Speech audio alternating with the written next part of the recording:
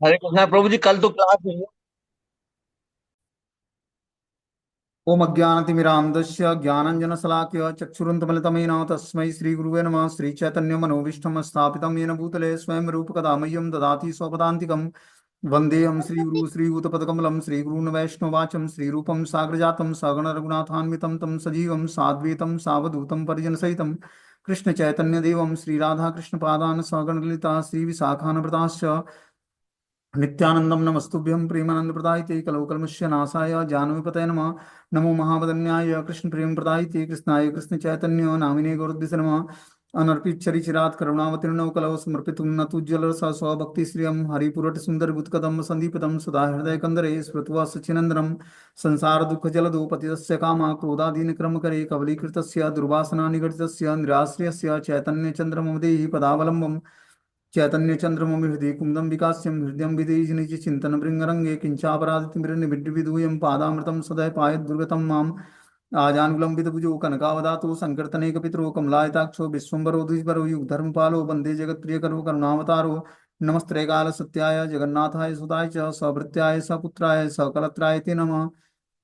अवतीर्णो साकरुण्यो परिचिन्नो सदीश्वर श्रीकृष्ण चैतन्य नित्यानंदो ध्रुव भ्रातरम भजे स जयति विशुद्ध विक्रमम कनकाव्यम कमलाय तीक्षणम वर्जानुनम विलंबितम खडुभि बहुधा भक्ति रसाभिनर्तकम जयति जयतु देव कृष्ण चैतन्य चंद्रो जयति जयतु कीर्तितस्य नित्या पवित्रम जयति जयतु वृत्तस्य विश्वेश्वमूर्ति जयति जयतु नृत्यत्व स्वरूप प्रियाणाम पंचतत्वात्मकम कृष्णम भक्त रूप स्वरूपकम भक्तावतारम भक्ताख्यम नमामि भक्ति शक्तिकम हे कृष्ण जय श्री कृष्ण चैतन्य प्रभु नित्यानंद श्री अद्वैत गदाधर श्रीवासनादि श्री गौर भक्तवृंद।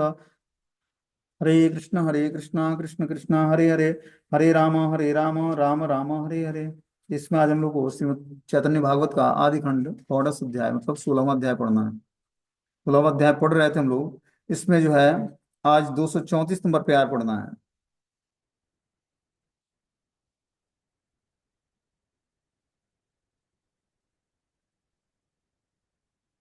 बोलते हैं वही से निरपराध विष्णु वैष्णवेते स्वप्ने वहान दृष्टि ना या विभते। श्री हरिदास विष्णु एवं वैष्णव के प्रति अपराध से रहित हैं। स्वप्न में भी उनकी दृष्टि कुपथ की ओर नहीं जाती है। तो जो हरिदास ठाकुर हैं वो वैष्णव के प्रति अपराध से रहित हैं, किसी वैष्णव के प्रति अपराध नहीं करते। और स्वप्न में भी उनकी दृष्टि जो है कुपथ की ओर नहीं जाती है। स्वप्न में भी मतलब निद्रा अवस्था में भी उनकी दृष्टि गलत कार्य में नहीं लगती है। क्या होता है हम लोग जैसे सोए हुए रहते हैं तो कुछ गलत सपने देख लेते हैं या कुछ गलत कार्य हो जाता है। लेकिन हरिदास ठाकुर ऐसे थे जो सोए हुए अवस्था में भी सुसुप्त अवस्था में भी उनकी दृष्टि कुपथ में नहीं जाती थी। हरिदास ठाकुर साक्षात भगवत पार्षद थे, इसलिए वे विष्णु वैष्णव के प्रति किसी भी प्रकार का अपराध नहीं करते। साधारणतया प्राकृतिक मनुष्य की भांति उनकी कृष्ण सेवामयी चेष्टा कभी भी, यहाँ तक कि स्वप्न काल में भी विपद की ओर धावित धावित नहीं होती थी। तो हरिदास ठाकुर ऐसे महान भक्त थे भगवान के, साक्षात भगवत पार्षद थे, भगवान के नित्य पार्षद थे। ठीक है ना, चैतन्य महाप्रभु के नित्य पार्षद। समझो कि जगन्नाथपुरी धाम में सिद्ध बकुल के नीचे बैठकर 192 माला रोज जप जप करते थे महाप्रभु, वो हरिदास ठाकुर। और मुसलमान परिवार में जन्म हुआ था उनका। मुसलमान परिवार में जन्म होने के बाद भी नामाचार्य हरिदास ठाकुर बने, नाम के आचार्य बने, हरिनाम संकीर्तन के आचार्य बने वो। महाप्रभु चैतन्य देव रोज आते जगन्नाथपुरी, जगन्नाथ मंदिर का दर्शन करके पूरी धाम में, और जो है अपना प्रसाद ले आते, उचिष्ट प्रसाद उनको दिया करते। वो महाप्रभु चैतन्य देव के उचिष्ट प्रसाद को खाते और 22 घंटे भगवान का भजन करते वो। अभी अपने को 16 माला जप करने में सारे सिर, एड़ी से लेकर चोटी तक के सारे हड्डियां दर्द करने लगती हैं बैठे बैठे। ठीक है ना, अंगड़ाई लेनी पड़ती है। और वो 22 घंटे बैठकर भजन करते पेड़ के नीचे। क्या उन पर कृपा थी भगवान चैतन्य महाप्रभु की।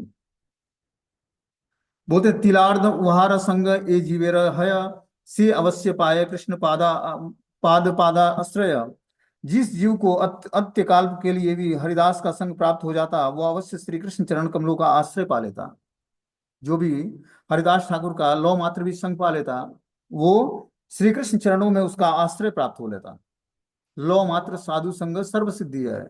कि किसी को एक क्षण भी भक्तों का संग प्राप्त हो जाए, शुद्ध भक्तों का, तो वो धीरे धीरे नाम के प्रति उसकी प्रीति जागृत हो जाएगी, फिर से वो नाम जप करने लगेगा। ये है भगवत भगवान के भक्तों की महिमा। बोलते हैं जिस जीव को भी अल्प काल के लिए श्री हरिदास ठाकुर का संग प्राप्त हो जाए वो अवश्य ही श्री कृष्ण चरणों में उसका आश्रय पा लेता था। तो देखो, भगवान की कृपा से ज्यादा भगवान के भक्तों की कृपा कार्य करती है। समझ रहे बात को?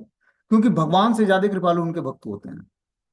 वो कृपा ना करें तो हम भक्ति ना कर पाएंगे। समझ रहे हो? उनकी कृपा से ही भक्ति हमारी चलती है।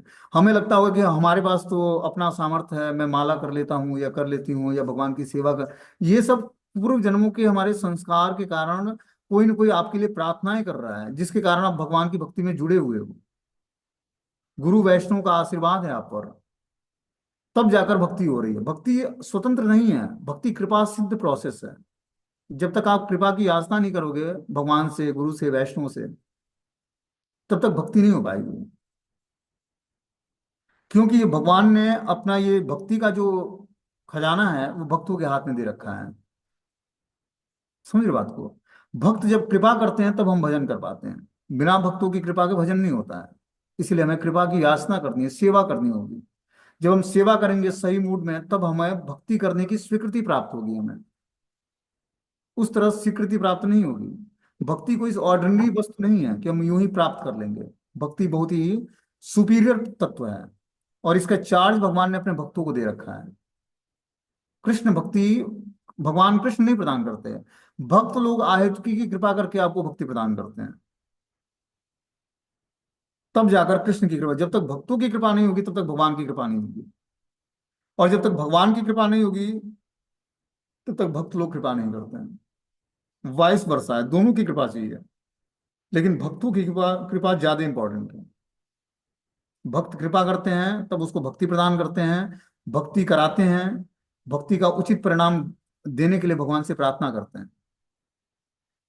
इसलिए हमें गुरु और वैष्णव के आशीर्वाद की याचना करनी चाहिए, कृपा की याचना, कि आप हम पर कृपा करें जिससे मैं भी नाम जप कर सकूं, मैं भी धाम यात्रा कर सकूं, मैं भी भगवान के शिव विग्रहों का दर्शन कर सकूं, मैं भी उनका सेवा कर सकूं। इसके लिए हमेशा हमें कृतज्ञ होना चाहिए कि बस आपकी कृपा है तो मैं कर पा रहा हूँ। नहीं तो मेरे तो अपने पास सामर्थ्य ही नहीं है। ऐसा नहीं, अरे प्रभु जी मैं तो सब कुछ करता हूँ, आध्यात्मिक जीवन में कोई ऐसी एक्टिविटी नहीं है जो छोड़ता हूँ, सब कुछ हो रहा है। ये भक्तों के लक्षण नहीं है बोलने के। भक्त तो ये बोलता है कि हम पर आपकी, गुरु की, वैष्णव की, आचार्यों की कृपा है जो मैं कुछ कर पा रहा हूँ, मैं तो तुच्छ जीवात्मा। और वास्तविकता भी यही है। वास्तविकता यही है कि व्यक्ति अपने प्रयास से भक्ति के एक अंगों का भी पालन नहीं कर सकता है। जब तक उस पर गुरु, वैष्णव, भगवान की कृपा नहीं होगी, गुरु, साधु और शास्त्र की, तब तक जीवात्मा भक्ति करने की योग्यता उसके अंदर है ही नहीं है, क्योंकि वो बद्ध अवस्था में है। वो भी चार दोषों से जूझ रहा है, वो गलतियां करता है, ठगने की प्रवृत्ति होती है, अपूर्ण इंद्रियां हैं, और मोहग्रस्त रहता है। वो कैसे भगवान को जान पाएगा जो कि स्वराट तत्व है? भगवान को जानने के लिए मुक्त पुरुष ही भगवान को जान पाता है। मुक्त पुरुष बनने के लिए पहले आपको मुक्त जीवात्मा की शरण ग्रहण करना। जो व्यक्ति अंधे कुएं में गिर गया है, वो बाहर जब तक, जो कुएं से बाहर व्यक्ति उसका हाथ नहीं पकड़ेगा तब तक वो कुएं से बाहर कैसे आएगा? तो जो बद्ध जीवात्मा है, जब तक वो मुक्त जीवों का एसोसिएशन नहीं करेगा तब तक वो मुक्ति लाभ कैसे करेगा? जैसे मान लो कि एक व्यक्ति का सीकड़ से हाथ बंधा हुआ है, वो चाहता है कि मैं खोल लूं, स्वतंत्र हो जाऊं, तो किससे रिक्वेस्ट करेगा? जिसका हाथ खुला है वही तो खोलेगा उसको। तो उसी तरह भक्ति का प्रोसेस है। जब तक हम बद्ध अवस्था में हैं तब तक हम अपने प्रयास से भक्ति, भक्ति तो मुक्त जीवात्माओं के पास, जो ब्रह्म भूत प्रसन्न आत्मा न सोचती न कांक्षति समो सर्वेषु भूतेषु मद भक्ति लभते ब्रह्म, उसको राइट्स बनता है कि भगवान की भक्ति को प्राप्त करने का। किसको? ब्रह्मभूत प्रसन्न आत्मा, जो आत्म साक्षात्कार कर लिया है। ब्रह्मभूत प्रसन्न आत्मा, जब वो ब्रह्मभूत अवस्था को प्राप्त होता है, ब्रह्मभूत मतलब भूत नहीं, ब्रह्मभूत मतलब आत्म साक्षात्कार किया हुआ व्यक्ति, जो भगवान को, अपने को, शरीर और आत्मा के अंतर को जान गया है, तब वो प्रसन्न आत्मा हो जाता है। अभी हम लोग भौतिक संसार में दुखी आत्मा है, चारों तरफ से क्लेशित हैं। लेकिन जब ब्रह्मभूत अवस्था, आत्म साक्षात्कार के प्रति आगे हम प्रोग्रेस करेंगे, तब धीरे धीरे हम लोग प्रसन्न आत्मा बनेंगे। ठीक है ना? तब जाकर हम लोग जान पाएंगे कि भगवान कौन है, मैं कौन हूँ, और भगवान से हमारा संबंध क्या है। आत्मा कौन है, शरीर कौन है, आत्मा का धर्म क्या है और शरीर का धर्म क्या है। तब जीवात्मा के अंदर धीरे धीरे प्रसन्नता आती है। ब्रह्मभूत प्रसन्न आत्मा न सोचति न कांक्षति। अब उसके अंदर कुछ विचार नहीं पनपता है कि क्या गलत है क्या। ड्युअलिटी में व्यक्ति इस भौतिक संसार में द्वंद्व में जीता है, क्या करूं क्या ना करूं, कैसी मुसीबत आए। ठीक है ना, कि क्या करने योग्य है और क्या करने योग्य नहीं है, कैसी मुसीबत आ गई है। उसका नीट एंड क्लीन सब कुछ एक वे दिखता है उसको कि क्या करना है और क्या नहीं करना है। देखो, जब तक हमने अभी कल एक वीडियो भेजा था जिसमें हरि नाम की महिमा हमने बताई थी कि व्यक्ति उचित डिसीजन लेने के लिए योग्य बन जाता है। जब वो महामंत्र का जाप करता है तो वो अपने सारे डिसीजन खुद लेने की योग्यता आ जाती है उसके अंदर। क्यों? क्योंकि बस उसके पास आध्यात्मिक शक्ति आ जाती है और हृदय में बैठे परमात्मा उसको वास्तविक डिसीजन देते हैं कि बेटा अब तुझे करना क्या है, किस पाथ पर चलकर तू अपने जीवन को एक अच्छा मार्गदर्शन दे सकता है, अच्छा एक मार्ग मतलब रास्ता चूज कर सकता है, सेलेक्ट कर सकता है। तो ये महामंत्र सब कुछ देने में समर्थ है। बस हमें क्या करना पड़ेगा? प्रीतिपूर्वक भजन करनी पड़ेगी भगवान की। जैसे ही भजन हमारा अच्छे तरीके से होने लगेगा, सब कुछ नीट एंड क्लीन दिखने लगेगा कि क्या रास्ता है और किस रास्ते पर हमें चलना है। भगवान आपके भूत भविष्य वर्तमान सब कुछ जानते हैं और आपकी आवश्यकताओं को भी जानते हैं। उन्होंने शरीर दिया है तो शरीर का पालन पोषण की रिस्पॉन्सिबिलिटी भी उनकी है। जब चैतन्य महाप्रभु के पास सनातन गोस्वामी आते हैं तो सनातन गोस्वामी को जो है, जब वो झारखंड के जंगलों से होते हुए महाप्रभु चैतन्य देव को जगन्नाथपुरी में मिलने जाते हैं तो गंदे में रास्ते में गंदे पानी पी लेते हैं। उनके शरीर पर जो है जो है क्या होता है कि घाव बन जाता है, सारे मवाद बन जाते हैं शरीर में और जो है शरीर मतलब उसमें गलन होने लगता है। तो मंदिर के सामने से नहीं आते हैं, जगन्नाथ मंदिर के, जगन्नाथपुरी में जो भगवान जगन्नाथ जी का मंदिर है उसके बैक साइड से आते हैं, जो जलता हुआ रेत था उस रास्ते से। तो महाप्रभु ने पूछा कि हे सनातन, तुम इस रास्ते से क्यों आए, तुम सामने से क्यों नहीं आए? तो सनातन गोस्वामी ने बोला कि हे प्रभु महाप्रभु, और जो मैं सामने से आता किसी हमारा ये शरीर जो गल रहा है रोग के कारण, इसकी छाया भी किसी ब्राह्मण पे पड़ जाती वो दूषित हो जाता, भगवान की सेवा के लिए जा रहा हो तो इसीलिए मैं मंदिर के पीछे से आया हूँ। तो भगवान चैतन्य महाप्रभु ने उनको गले लगा लिया और जैसे ही गले लगाया उनका सारा जो है दुख दूर हो गया, सारा शरीर जो है स्वस्थ हो गया। तो कहने का तात्पर्य है कि देखो, शरीर में बहुत सारी बीमारियां हो सकती हैं, मन संतुलित नहीं हो सकता है, लेकिन चाहे बहुत सारी हमारी इच्छाएं होती हैं, जो भी हमारी इच्छाएं, अकामा सर्व कामो वा मोक्ष काम उदार दी तीव्रेण भक्ति योगेन यजेते पुरुषम पराम, कि अकामा सर्व कामो वा, हमारे अंदर कोई कामना नहीं है, बहुत सारी इच्छाएं हैं। किसी भी सिचुएशंस में जब हम नाम की शरण ग्रहण करेंगे तो नाम प्रभु हमें अच्छा मार्गदर्शन देंगे। ये नाम जो है साक्षात मूर्तिमान स्वरूप है भगवान के धाम में। जिस तरह आप क्लास ले रहे हैं, किसी टीचर को आप साक्षात देख रहे हो कि बोल रहा है, उसी तरह साक्षात मूर्तिमान स्वरूप है भगवान के धाम में नाम प्रभु, हरि नाम प्रभु। वहां पर हर एक भगवान का इंस्ट्रूमेंट, सुदर्शन चक्र जो भी है, गदा, सब ह्यूमन फॉर्म में है भगवान के धाम में। तो है हरि नाम प्रभु हमें क्या करते हैं, सब कुछ प्रदान, हमारी सारी इच्छाओं को तृप्त कर देंगे। बस उनकी हमें क्या करनी पड़ेगी? शरण ग्रहण करनी पड़ेगी। हो सकता है आपको गुरु धोखा दे जाएं, शास्त्र की बातें आपको समझ में ना आए, आपके पास अनफेवरेबल कंडीशन हो, लेकिन नाम ऐसा आपको सुरक्षा प्रदान करेगा भगवान का। क्योंकि कलयुग में बस नाम ही ऐसा अस्त्र है, नाम जप करके व्यक्ति जो है भव सागर को पार कर सकता है। जिस पत्थर पर राम का नाम लिख दिया गया वो पत्थर तैरने लगा, और जिसको भगवान श्री राम स्वयं छोड़ दिए वो पत्थर डूब गया। तो भगवान ने पूछा बानरों से कि ये बताओ कि आप लोग जो पत्थर छोड़ते हो वो तैरने लगता है, मैंने एक पत्थर छोड़ा वो डूब गया, इसका क्या कारण हो सकता है? तो बंदरों ने बोला कि जिस पर आपका नाम लिखा हो वो पत्थर तैर कर, व्यक्ति उस पर और जो सवार हो जाए तो तैर कर पार, मतलब नाम रूपी पत्थर पर कोई व्यक्ति बैठ जाता है तो वो तैर कर समुद्र पार कर जाएगा। लेकिन हे प्रभु, जिसको आप छोड़ दें वो तो डूब ही जाएगा। तो इसलिए भगवान के नाम रूपी नौका पर हमें सवार होकर हम लोग इस भवसागर को पार कर सकते हैं अपनी सारी समस्याओं, सारी उलझनों से। अब हमारे जीवन में कोई दूसरा रास्ता ना दिखे तो क्या करना पड़ेगा? नाम की शरण ग्रहण करनी पड़ेगी। और वही बता रहे हैं यहाँ पर कि हरिदास ठाकुर साक्षात भगवत पार्षद थे, इसलिए वे विष्णु वैष्णव के प्रति किसी भी प्रकार का अपराध नहीं करते थे। साक्षात प्राकृतिक मनुष्यों की बात उनकी कृष्ण सेवामयी चेष्टा कभी भी, यहाँ तक कि स्वप्न काल में विपद की ओर धावित नहीं होती थी। वो स्वप्न काल में भी भगवान की सेवा करते थे, इतना दिव्य स्थिति प्राप्त थी उनको। बोलते हैं तिलार्ध उहाना संग ये जीवेरा हया, सी अवश्य पाया कृष्ण पादाश्रय। जिस जीव को अल्प काल के लिए भी हरिदास का संग प्राप्त हो जाता वो अवश्य श्री कृष्ण चरण कमलों का आश्रय पा लेता था।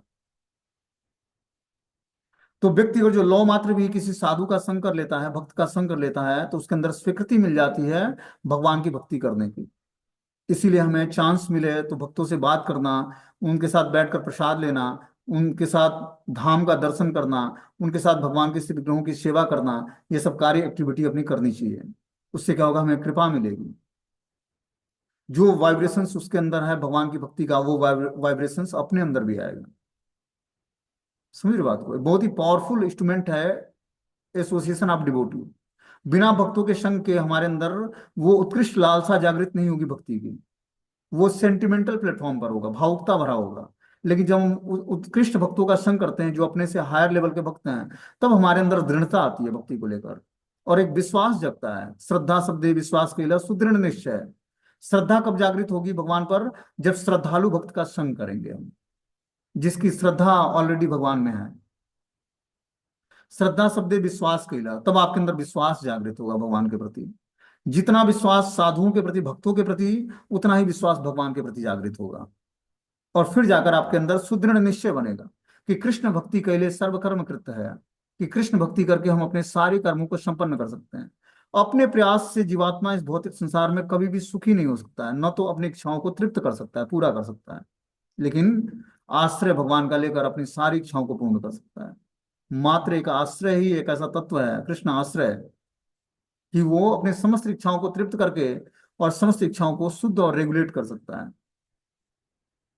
क्योंकि भगवान सब कुछ जानते हैं कि किस इच्छाओं को तृप्त करके इस जीवात्मा को मैं सुखी देखूंगा। जिस तरह पिता अपने पुत्र को दुखी नहीं देख सकता, उसी तरह भगवान कृष्ण अपने जो उनके भक्त लोग हैं उनको दुखी नहीं करते हैं। उसको किस प्रकार सुख प्रदान करना है वो जानते हैं। जैसे डॉक्टर ऑपरेशन करता है मरीज का, तो शुरुआत में लगता होगा कि चीड़ फाड़ सूना करेगा और चीरेगा फाड़ेगा, फिर जाकर ठीक करेगा, फिर सिलाई करेगा। लेकिन जब मरीज ठीक हो जाता है तो कितना आशीर्वाद देता है डॉक्टर को कि आपने हमारा जीवन बचा लिया। उसी तरह भगवान अपने भक्तों को शुद्ध करने के लिए कुछ रास्ता निकालते हैं। हो सकता है उसके जीवन में कुछ उथल पुथल आए, कुछ विपरीत घटनाएं हो, लेकिन उसका कल्याण और मंगल उसी रास्ते पर चल के ही हो। भगवान जानते हैं कि क्या क्या इसके जीवन में अवरोध है, कैसे कैसे उसको दूर करना है इससे। हम लोग मोहग्रस्त होते हैं, अपूर्ण इंद्रियों से हम पूर्ण भगवान के प्लानिंग को कैसे जान पाएंगे। भगवान की प्लानिंग को जानने के लिए पूर्ण इंद्रियां होनी चाहिए। तो जो भी घटनाएं हमारे जीवन में होती हैं, समस्त कारणों के कारण भगवान तो हैं, लेकिन हमारे कर्मों के कारण हम इस भौतिक संसार में कष्ट पाते हैं। तो जो भी हमारे जीवन में शुभ घटनाएं होती हैं उसको हम लोग अपना कारण मानते हैं, जो भी अशुभ घटनाएं होती है उसको भगवान पर सौंप देते हैं कि भगवान के कारण ऐसा हमारे जीवन में कष्ट आ रहा है। जबकि भगवान का कार्य आपको कष्ट देना नहीं है, आपके कर्म ही आपको कष्ट देते हैं और कर्म ही आपको सुख प्रदान करते हैं। तो हमें अपने कर्मों को ठीक करना है, न कि भगवान पर दोषारोपण करना है। बोलते हैं अल्प काल के लिए भी जन्म जन्मांतर के पुंज महासौभाग्य फल से यदि कोई जीव हरिदास का संग प्राप्त कर लेता, तब उसे भगवान के पाद पद्मों का आश्रय अवश्य ही प्राप्त हो जाता। ब्रह्मा शिव हरिदास हे न भक्त संगे, निर्वधि करिते चिंते बड़ा रंगे। ब्रह्मा शिव भी हरिदास ठाकुर जैसे भक्तों का संग करने के लिए निरंतर उत्कंठित रहते हैं। हरिदास जैसे महाभागवत भक्तों का संग प्राप्त करके धन्य होने के लिए ब्रह्मा आदि देवता भी सर्वदा कौतूहल विशिष्ट रहते हैं कि हरिदास ठाकुर जैसे भक्तों का संग प्राप्त करने के लिए, जो कि महाभागवत वैष्णव हैं, ब्रह्मा और शिव भी कौतूहल बस विशिष्ट होकर उनका संग पाने की लालसा करते हैं। जाति कुल सब निरर्थक बुझाइते, जन्म लीने नीच कुले प्रभुर आज्ञाते। जाति कुल आदि सब कुछ निरर्थक है, यह दिखाने के लिए हरिदास हरि की आज्ञा से नीच कुल में जन्म ग्रहण किया। भगवान चैतन्य महाप्रभु के जितने भी पार्षद थे, ऐसे ऐसे कुलों में या ऐसे ऐसे जगहों पर जन्म लिया जहां पर बहुत ही निकृष्ट जगह और निकृष्ट जीवन वो था, जोनि था। जोन मतलब जाति। अब ये नीच कुल यवन कुल में पैदा हुए थे, यवन मतलब मुसलमान परिवार में। लेकिन भगवान चैतन्य महाप्रभु की कृपा से ये क्या बने, नामाचार्य बने हरिदास ठाकुर। बोलते हैं प्राकृतिक सत असत कर्मों के फलों से ही बद्ध जीव ऊंची नीची योनियों में जन्म ग्रहण करता है। वह केवल जीव के कर्म फल भोग का दृष्टांत मात्र है। परमार्थ की दृष्टि से जाति या प्राकृतिक वंश मर्यादा का कोई मूल्य नहीं होता है। इस परम सत्य का बोध जगत के सब लोगों को कराने के लिए मंगलमय भगवान चैतन्य महाप्रभु ने मंगलमयी इच्छा से हरिदास ठाकुर यवन वंश में आविर्भूत हुए। तो ये महाप्रभु चैतन्य देव की कृपा से ये यवन परिवार में उत्पन्न हुए। महाप्रभु बताना चाहते थे कि भक्ति के लिए जाति कुल बाधा ये सब चीज नहीं है कि आप धनवान हो, सुंदर हो, उच्च जाति के हो, बहुत ही पढ़े लिखे हो तभी आप भक्ति कर सकते हो, ऐसा नहीं है। भक्ति करने की ये योग्यता नहीं है। हाँ, ये चीजें आपको भक्ति में और एक सुटेबल वे चांसेस दे सकते हैं, लेकिन ये योग्यता नहीं है भक्ति करने की कि आप उच्च कुल में जन्म लिए हो या देखने में सुंदर हो या धनवान हो या बहुत ही आपको शास्त्रों का नॉलेज है। ये इसका भक्ति से कुछ लेना देना नहीं। भक्ति तो क्या है, भगवान के साथ एक प्रेम भरा, हमारा प्रीति भरा रिलेशनशिप कायम करना है, भगवान से डेवलप करना है भक्ति करके। भगवान को आपके न तो धन चाहिए, ना आपकी उच्च कुल में जन्म चाहिए, ना आपकी सुंदरता से मतलब है, ना ही आपके बहुत ही शास्त्रों को अच्छे तरीके से आप पढ़ लेते हो, समझा लेते हो, इससे भगवान को कुछ मतलब नहीं है। आप भक्ति करके भगवान से कितना प्रेममय संबंध स्थापित कर लेते हो, कितना प्रीतिपूर्वक उनकी सेवा कर लेते हो, ये ज्यादा इंपॉर्टेंट है। इससे भगवान प्रसन्न होते हैं। व्यास आसन पर बैठकर बहुत बढ़िया श्लोक बोलकर और बहुत अच्छे लेक्चर मैं दे लूं, उससे भगवान प्रसन्न नहीं होंगे। हो सकता है कि कोई व्यक्ति भक्त जो है प्रीतिपूर्वक भगवान की सेवा करके भगवान को ज्यादा प्रसन्न कर सकता है और हमसे बड़ा भक्त हो सकता है। समझ रहे बात को? तो भक्ति क्या है? हृदय से हृदय का प्रेम भगवान के साथ विकसित करने का एक माध्यम है, मेथड है। तो भक्ति करके हमें भगवान से क्या करना है? प्रेम संबंध जागृत करना है अपना, और भौतिक संसार के सारे प्रेम संबंधों को तोड़ना है। तभी हमारा भगवान से प्रेम, वास्तविक प्रेम उत्पन्न हो पाएगा। क्योंकि जो प्रेम की क्वांटिटी है वो अलग अलग भागों में वितरित हो रखी है, उस सारी क्वांटिटी को इकट्ठा करके भगवान में लगा देना है। ठीक है ना? जब भगवान में उस सारी क्वांटिटी को लगाएंगे तब जाकर वास्तविक प्रेम भगवान से उत्पन्न हो। क्योंकि जब तक हमारी, भगवान जो है ज्वेलस लवर है, ज्वेलस लवर मतलब अपने आगे वो दूसरे को किसी को बर्दाश्त नहीं करते हैं कृष्ण। तो उनसे भी प्रेम करे व्यक्ति, और भौतिकतावादी संसार में भौतिक व्यक्तियों से भी प्रेम हो, देवताओं से भी प्रेम कर लेता है, देवताओं उसकी इच्छाओं को तृप्त करते हैं। ये ऐसा भगवान के साथ नहीं होता है। भगवान क्या है? भगवान को तो बस ऐसा प्रेमी भक्त चाहिए, उनको छोड़कर अन्य किसी को प्रेम ना करे, सब कुछ देने में समर्थ है। आगे इसमें बता रहे हैं कि जो है अधम कुलेता यदि विष्णु भक्त है तथापि से ए पूज्य सर्वशास्त्रे का है। यदि कोई विष्णु भक्त नीच कुल में उत्पन्न हो तो भी वह पूजनीय है, इस बात को सभी शास्त्र कहते हैं कि अगर जो कोई व्यक्ति नीच कुल में उत्पन्न हुआ हो तो वो पूजनीय बन जाता है। क्या करने से? बस भगवान की भक्ति करने मात्र से। कर्म फल की उत्तमत्ता या अधमता का निर्देश उत्तम या अधम वंश में उत्पत्ति के द्वारा निरूपित होती है। किंतु जीव स्वरूप से नित्य विष्णु भक्त है, इसलिए तत्कालीन वंश परिचय में छोटा या बड़ा रहने पर भी भगवत भक्ति के परिणाम के अनुसार ही उत्तम या अधम शब्द वाच्य होंगे। ऐसा ही सभी सात्वत शास्त्र उच्च स्वर से गान करते हैं। निम्न कुल में जन्म ग्रहण करने मात्र से जीव का विष्णु भक्ति में अधिकार नहीं होता, ऐसा नहीं है। अधम कुल का व्यक्ति भी वैष्णव होने के नाते उच्च कुलोद्भूत अभक्तों के पूज्य गुरुदेव एवं वही वास्तविक ब्राह्मण है। तो जो निम्न कुल में जन्म लिया हो, ठीक है ना, उससे मतलब नहीं कि वो गुरु नहीं बन सकता है। गुरु बनने के लिए ये क्वालिफिकेशन है कि आप ब्राह्मण परिवार में होगे तभी गुरु बन सकते हो। गुरु बनने का ये क्वालिफिकेशन है कि आप विष्णु भक्त होने चाहिए और परंपरागत सात्वत शास्त्रों को उच्च स्वर में गाने और समझने की योग्यता होनी चाहिए आप में, तब आप गुरु बनने की योग्यता हासिल कर सकते हो।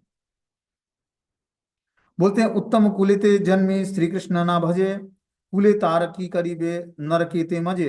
यदि कोई व्यक्ति उत्तम कुल में पैदा होकर भी श्री कृष्ण भजन नहीं करता तो वो नरक में ही पड़ा रहेगा।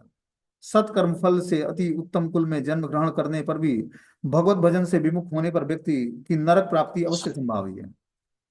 कि वो सत्कर्मों के कारण उच्च कुल में जन्म हो गया लेकिन भगवत भजन में नहीं जुड़ा, तो वो ऐसा विमुख व्यक्ति जो भगवत भजन से विमुख है, नरक प्राप्ति की अवश्य संभावना है उसकी, तो वो नरक को प्राप्त करेगा।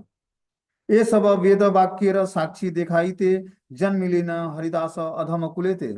शास्त्रों के इन सब वाक्यों को साक्षात दिखाने के लिए भगवान चैतन्य महाप्रभु ने श्री हरिदास को अधम कुल में जन्म दिया।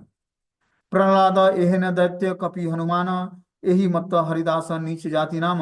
जिस प्रकार श्री प्रहलाद दैत्य कुल में, हनुमान जी वानर कुल में प्रकट हुए, उसी प्रकार हरिदास नामक नाम मात्र के नीच जाति में प्रकट हुए। हरिदास स्पर्श वांछा करे देवगण, गंगा वो वांछे न हरिदासी रमंजन। देवगण भी हरिदास के स्पर्श की वांछा करते, जो गंगा भी चाहती है कि हरिदास जैसे भक्त मेरे जल में स्नान करें। हरिदास ठाकुर इतने शुद्ध भक्त थे कि साक्षात गंगा देवी चाहती थी कि उनके जल में आकर हरिदास स्नान करें। वैष्णव विद्वेषी दैत्य कुल में श्री प्रहलाद, पशु कुल में हनुमान जी जन्म ग्रहण किए थे, उसी प्रकार यमन कुल में ठाकुर हरिदास प्रभु की इच्छा से प्रकट हुए थे।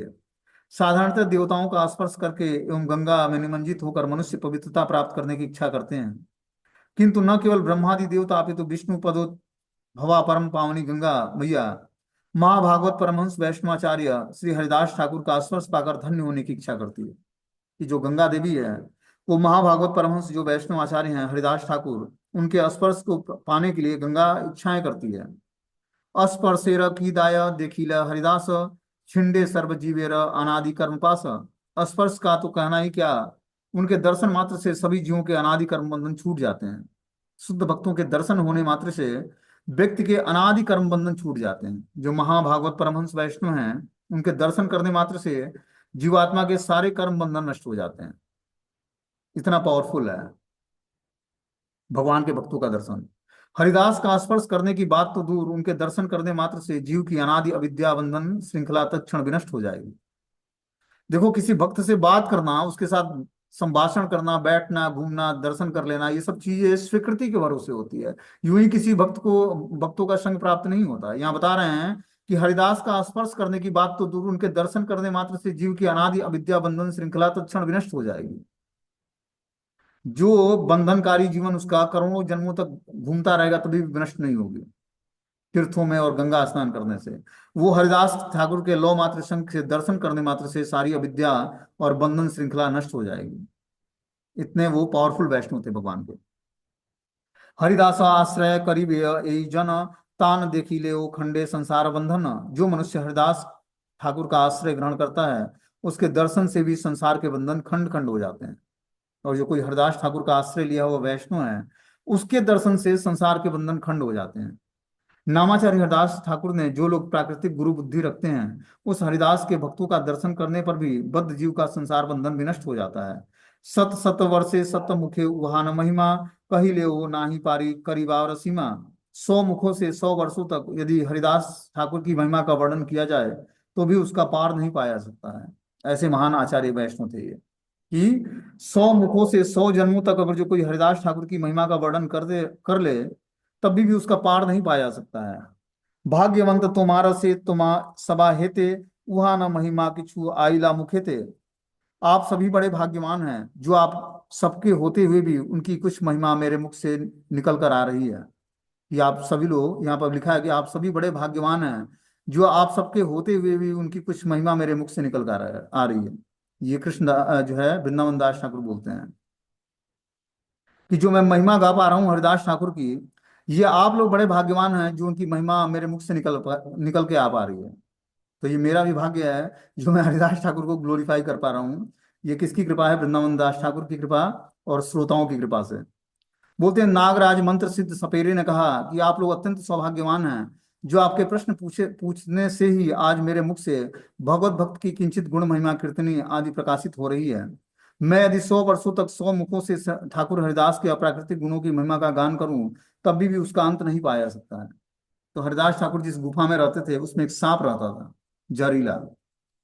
उसी में वो भजन करते थे, लेकिन उस सर्प के विष से ये प्रभावित नहीं होते थे, और सर्प इनको काटता भी नहीं था। हमने क्या बताया था कल, जहां पर एक द्वेष रहित भक्त होता है, ठीक है ना, उसके निर्मत्सर होने के कारण उसका वहां का प्राकृतिक वातावरण बहुत ही जो है प्रसन्न हो जाता है। जब महाप्रभु चैतन्य झारखंड के जंगलों से होते हुए वृंदावन के लिए आ रहे थे, तो रास्ते में देखा क्या उन्होंने कि जो है जहां पर संकीर्तन करते महाप्रभु चैतन्य, वहां पर हिरण और जो है जो चीते थे आपस में चुंबन करते और गले मिलते और जो है हरि नाम संकीर्तन में नृत्य करते हैं।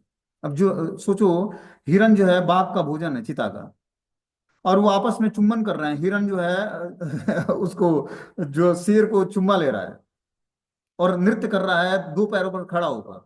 ये था महाप्रभु चैतन्य, इससे मुक्त थे वो। इसी तरह आप देखोगे वृंदावन में 12 वन हैं और 24 उपवन हैं, अनेक जंगल हैं। उस जंगल झाड़ियों में महात्मा पड़े होते हैं, उसी तरह बिना भगवत चिंतन में पड़े हुए हैं। कोई सांप कोई कुछ है। यहाँ प्लेन फर्श पे आदमी को डर लगता है नीचे सोने में। और जंगलों में पड़े हैं, कोई कुछ काटने वाला नहीं है जीव जंतु उनको, क्योंकि निर्मत्सर है। मतलब उनके अंदर ईर्ष्या द्वेष, ईर्ष्या द्वेष मुक्त जीवात्मा के पास ईर्ष्यालु जंतु जानवर भी आते हैं, वो भी ईर्ष्या द्वेष से मुक्त हो जाते हैं और उनको हानि नहीं पहुंचाते हैं। तो हरिदास ठाकुर जिस गुफा में भजन करते उसी में एक विषैला सर्प रहता था। लेकिन लोग आते तो उस सर्प की विष से प्रभावित होते, लेकिन हरिदास ठाकुर उस विष से प्रभावित नहीं होते। एक सपेरा आया और जो हरिदास ठाकुर ने बोला कि अगर जो इस रात ये यहाँ से निकल कर नहीं जाएगा तो मैं ये गुफा छोड़ दूंगा। तो कुछ ही देर बाद वो सर्प उस गुफा से निकल कर जाने लगता है और इतना विषैला होता है कि उसके आस पास के सारे विष से लोग प्रभावित होने लगे। लेकिन हरिदास ठाकुर पर उसका कोई प्रभाव नहीं पड़ा। बोलते हैं नागराज मंत्र सिद्ध सपेरे ने कहा कि आप लोग अत्यंत सौभाग्यवान हैं, जो आपके प्रश्न पूछने से आज मेरे मुख से भगवत भक्त के किंचित गुण महिमा कीर्तन आदि प्रकाशित हुई है। मैं यदि 100 वर्षों तक 100 मुखों से ठाकुर हरिदास के अप्राकृतिक गुणों की महिमा का गान करूं, तब भी उनका अंत नहीं पाया जा सकता है। सकृतम ये बलि विवेकम हरिदास नाम, सत्य सत्य से साई वेक कृष्ण धाम। जो मनुष्य एक बार भी श्री हरिदास ठाकुर का नाम बोलेगा वह निश्चित ही कृष्ण धाम को जाएगा। जो एक बार भी हरिदास की इस अप्राकृतिक चिन्मय वैष्णव ठाकुर के नाम का उच्चारण करेगा वह निश्चित ही भगवत धाम को प्राप्त करेगा। ये कृष्णदास कविराज गोस्वामी वृंदावन दास ठाकुर महात्मा बता रहे हैं कि जो भी हरिदास ठाकुर का एक बार भी नाम लेगा, उच्चारण करेगा, वो निश्चित रूप से भगवत धाम की प्राप्ति करेगा। एतबली मौन हई लेना नागराज, तुष्ट हई लेना सुनी सज्जन समाज। हे न हरिदास ठाकुर अनुभव, कहिया अच्छे न पूर्व श्री वैष्णव नाग। सवारा परम प्रीति हरिदास प्रति, नाग मुखे सुन हरिषित हैला अति। इतना कहकर सपेरे ने समाविष्ट नागराज चुप हो गया। ठाकुर की उस महिमा को सुनकर समस्त सज्जन समाज अति प्रसन्न हुआ। हरिदास ठाकुर की ऐसी ही महिमा पहले भी वैष्णव नाग अभिव्यक्त कर चुके थे। अब नागराज के मुख से उसकी महिमा सुनकर सब लोगों ने श्री हरिदास के प्रति परम प्रीति हुई और वे सब बड़े आनंदित हुए। इस प्रकार